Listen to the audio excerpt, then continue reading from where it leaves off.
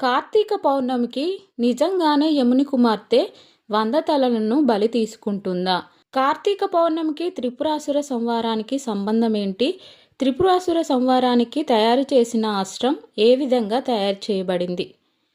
హిందూ పంచాంగం ప్రకారం కార్తీక మాసం అత్యంత పవిత్రమైన నెలగా పరిగణించబడుతుంది. ఈ మాసంలోని పౌర్ణమి రోజును కార్తీక పౌర్ణమి అని పిలుస్తారు. ఈ రోజున చంద్రుడు సంపూర్ణంగా ప్రకాశిస్తాడు. ఆ వెలుగులాగా మన ఆత్మ కూడా జ్ఞానంతో ప్రకాశించాలని ఈరోజు సూచిస్తుంది.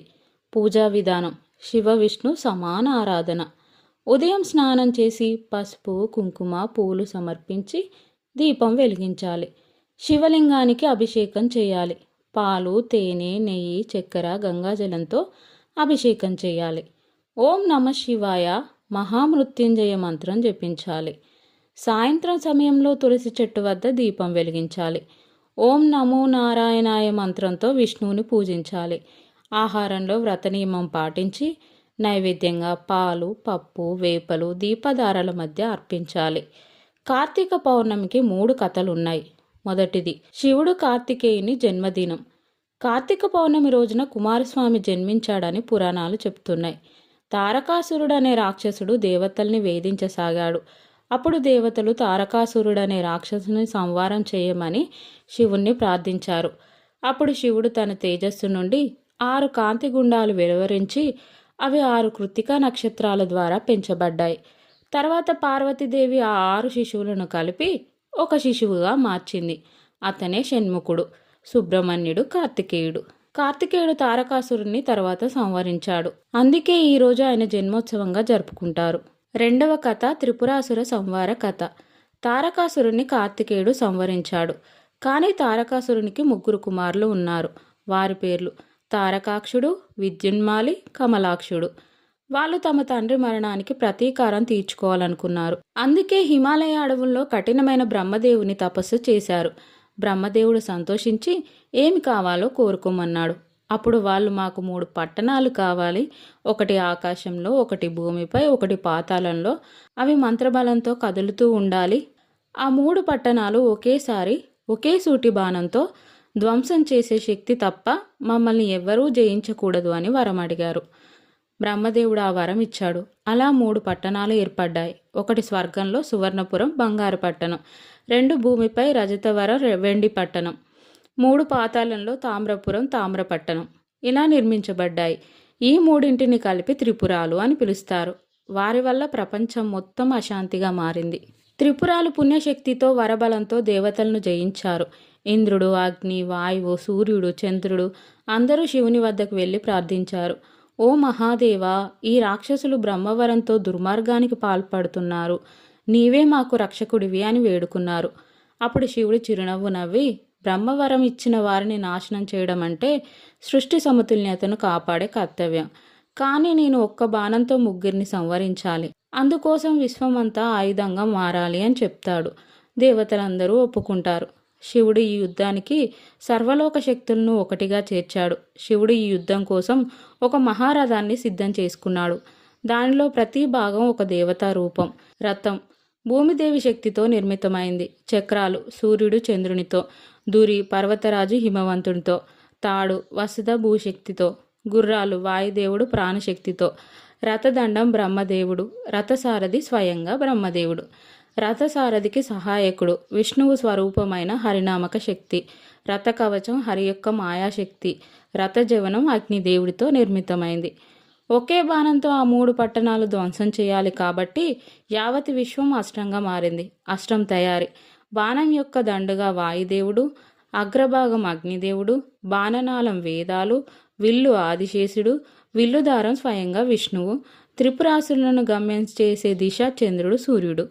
ఒకే బాణం త్రిపురాంతక బాణం తయారైంది. త్రిపురాసురుల 3 పట్టణాలు పరస్పరం వేరువేరు కక్షల్లో తిరుగుతాయి.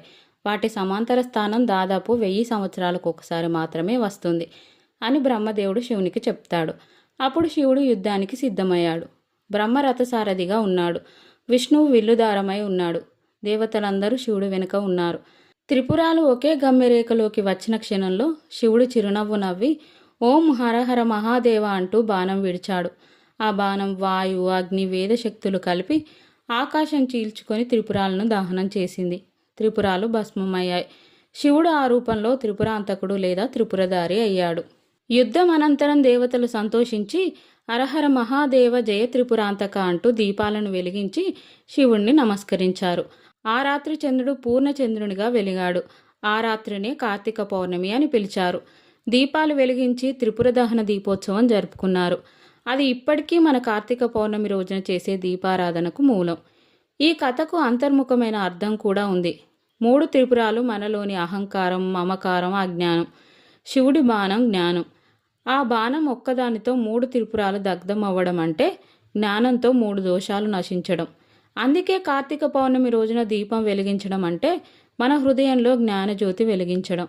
3వ కథ యముని కుమార్తె యమునికోళ్ల పౌర్ణమి కథ. యమధర్మరాజు పాపులకు న్యాయశిక్షలు విధించే దేవుడు. ఆయనకు భక్తి శ్రద్ధలతో కరుణతో నిండిన ఒక కుమార్తె ఉంది. ఆమె పేరు యముని. కొన్ని చోట్ల ఆమెను యమునికోళ్ల తల్లి అని, శతశిరస్విని అని, యమునీదేవి అని పిలుస్తారు. ఆమె తండ్రిలా కఠినురాలు కాదు. ఆమె మనుషుల పాపాలను క్షమించాలనే దయతో ఉండేది. ఒకరోజు యమధర్మరాజు అనేక పాపులను నరకానికి పంపుతున్నాడు. అది చూసి ఆమె మనస్సు బాధతో నిండింది. ఎంతమంది జీవులు పాపం చేసి యమలోకానికి వస్తున్నారు, వీరికి విమోచన మార్గం ఎక్కడా అని ఆలోచించి ఆమె తపస్సు ప్రారంభించింది. భూమిలో తపస్సు చేసి శివుని అనుగ్రహం పొందాలని నిర్ణయించుకుంది. తపస్సులో ఉన్నప్పుడు శివుడు ప్రత్యక్షమై వరం కోరుకో అన్నాడు. అప్పుడు ఆమె, ప్రభు, నేను భూమిపై పాపులను రక్షించాలనుకుంటున్నాను, దయచేసి నాకు శక్తి ఇవ్వండి, మార్గం చూపండి అని కోరింది. దానికి శివుడు, నీవు 100 తలలతో పూజ చేస్తే నీ వ్రతం ఫలితంగా యమలోకం భయం నశిస్తుంది అని చెప్తాడు. శివవాక్యంతో ఆమెకు 99 తలలు పుట్టాయి. కానీ 100వ తల కోసం మానవ లోకంలోని ఒక ప్రాణశక్తి కావాలి అని దేవదూతలు చెప్పారు. యమునికొల్ల పౌర్ణమి రోజున వ్రతం పూర్తి కావాలంటే 100వ తల పూర్తి కావాలి. దానికి ఒక మానవ జీవి ప్రాణం అవసరం. కానీ ఆమె ఆ పాపం చేయదలుచుకోలేదు. అందుకే దేవతలతో, నేను ఎవరి ప్రాణం తీయను, కానీ ఎవరి ఆయుష్ పూర్తయిందో ఆత్మ శరీరాన్ని విడిచిపెట్టకపోతే అదే ఆత్మ నా వ్రతానికి బలి అవుతుంది. నేను ఆ ప్రాణాన్ని శివార్పణగా సమర్పిస్తాను అని చెప్పింది. అలా ప్రతి సంవత్సరం కార్తీక పౌర్ణమి రాత్రి యముని కుమార్తె 99 తలలతో దీపాలను వెలిగిస్తుంది. మిగిలిన 100వ దీపానికి ఆ రోజు ప్రాణం విడిచిన వ్యక్తి యొక్క జీవశక్తిని తన వ్రతానికి అర్పణ చేస్తుంది. అందుకే ఈరోజు కొన్ని ప్రాంతాల్లో ఎవరైనా చనిపోతే యమునికొల్ల పౌర్ణమి బలి అంటారు. అంటే వారి ప్రాణం యముని కుమార్తె వ్రతానికి అర్పణ అయ్యిందని అర్థం. దీంతో ఆ వ్యక్తికి నరకయాతన లేకుండా నేరుగా శివలోక ప్రాప్తి కలుగుతుందని నమ్మకం. ఈ వ్రతం వలన శివుడు సంతోషించి, యముని కుమార్తె, నీవు చేసిన వ్రతం వలన కార్తీక పౌర్ణమి రోజున దీపం వెలిగించేవారు యమలోక భయం లేకుండా నా లోకానికి వస్తారు. నీవు చేసిన 100వ తల బలి పాప విమోచన మార్గంగా మారుతుంది అని వరమిచ్చాడు. అలా ఈరోజు యముని కుమార్తె వ్రతం భూమిపై పుణ్యస్మరణగా మారింది. నది స్నానం పుణ్యఫలం. కార్తీక పౌర్ణమి రోజున సూర్యోదయానికి ముందు పవిత్ర నదుల్లో స్నానం చేయడం మహాపుణ్యం. గంగా, గోదావరి, కృష్ణ, తుంగభద్ర, నర్మద, పంపా వంటి నది తీరాలలో లక్షలాది మంది భక్తులు స్నానం చేసి దీపాలు వెలిగిస్తారు.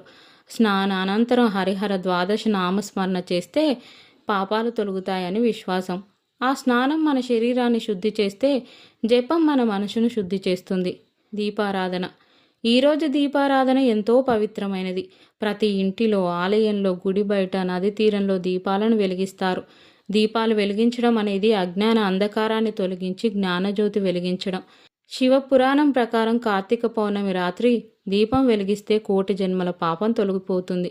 దీపారాధనతో లక్ష్మీదేవి కటాక్షం, శివప్రసాదం, పాప విమోచనం, ఆరోగ్యం, సంపదలు కలుగుతాయి. ఉపవాసం. కార్తీక పౌర్ణమి రోజున ఉపవాసం చేసి రాత్రంతా జాగరణ చేయడం చాలా శ్రేయస్కరం. ఈరోజు దానం చేయవలసినవి. ఈ రోజున దానానికి మహాప్రాధాన్యం ఉంది. దీపదానంతో పాటు భక్తులు అన్నదానం, వస్త్రదానం, గోదానం, భూమి దానం, తాంబూలం, దీపం, నెయ్యి, చందనం దానం చేయవచ్చు. దానం చేసిన వారికి అనేక పుణ్యఫలం, దీర్ఘాయుషు, సంతోషం లభిస్తాయి. కార్తీక పౌర్ణమి రాత్రి ప్రత్యేకత. త్రిపుర దహన దీపోత్సవం. సాయంత్రం తర్వాత త్రిపుర దహన దీపోత్సవం జరుపుతారు. శివుని త్రిపురాసుర సంహారాన్ని గుర్తు చేసుకునేందుకు త్రిపురం అనే 3 మంటలు వెలిగించి తర్వాత దీపారాధన చేస్తారు. ఆ సమయంలో హరిహర మహాదేవ నినాదాలు మారుమవుతాయి. కొన్ని ప్రాంతాల్లో అంటే వారణాసిలో దీన్ని దేవ దీపావళి అని కూడా పిలుస్తారు. కార్తీక పౌర్ణమి ప్రత్యేక ఆలయ ఉత్సవాలు. అరుణాచల క్షేత్రం తిరువన్నమలైలో దీపారాధన గిరి ప్రదక్షిణ మహోత్సవం జరుగుతుంది. కాశీ విశ్వనాథ ఆలయం దేవ దీపావళి జరుగుతుంది. శ్రీశైలం దక్షిణ కైలాసం శివలింగాభిషేకం దీపోత్సవం జరుగుతుంది. తిరుపతిలో కూడా ఈరోజు ప్రత్యేక పూజలు జరుగుతాయి. ఫలితం: కార్తీక పౌర్ణమి పూజ చేసిన వారికి పూర్వజన్మ పాపాలు నశిస్తాయి. కుటుంబ శాంతి, ఆరోగ్యం, సంపద పెరుగుతాయి. అశుభగ్రహ దోషాలు తొలగుతాయి. ఆధ్యాత్మిక జ్ఞానం పెరుగుతుంది. దేవతల అనుగ్రహం కలుగుతుంది. ఇవండి కార్తీక పౌర్ణమికి సంబంధించిన కథలు, పూజలు.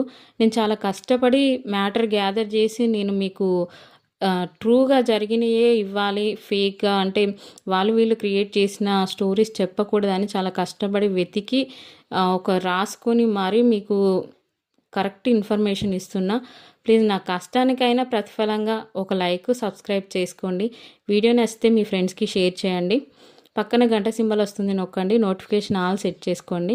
నా వీడియోస్ ఎలా ఉన్నాయో కామెంట్ చేయండి.